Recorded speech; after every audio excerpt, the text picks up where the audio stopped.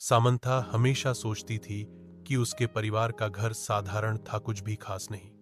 एक शांत पड़ोस में स्थित यह एक आरामदायक 2 मंजिला घर था, जिसमें एक सफेद बाड़ और एक अच्छी तरह से बनाए रखा बगीचा था।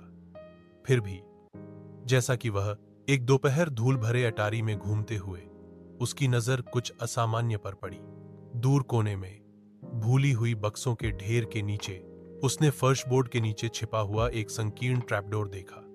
जिज्ञासा पर इक्वेड वह घुटने टेककर उसे खींचा। नीचे स्थित छोटा सीढ़ीदार मार्ग एक धुंधले बासी सुरंग की ओर जाता था। दीवारें पत्थर से बनी थीं और एक हल्की ठंडी हवा अंदर से फुसफुसाती हुई प्रतीत होती थी। दिल धड़कते हुए सामंथा सावधानी से नीचे उतरी।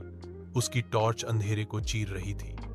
सुरंग उसकी अपेक्षा से कहीं अधिक लंबी खिंची हुई थी, जो पृथ्वी के नीचे मुड़ती और घूमती थी। वह हिल नहीं सकी।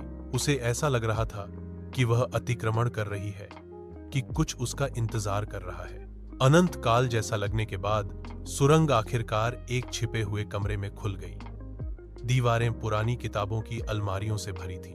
अजीब चमड़े से बंधी हुई किताबों से भरा हुआ कमरे के बीच में एक पुरानी मेज धूल भरे कागजात और पत्रिकाओं से घिरी हुई थी। जैसे ही सामंथा दस्तावेजों पर सरसरी निगाह डालती है, उसके हाथ कांपते हैं। रिकॉर्ड डीएस ने वर्जित अनुष्ठानों और गुप्त समाजों की बात की। उसके परिवार का नाम बार बार उल्लेख किया गया।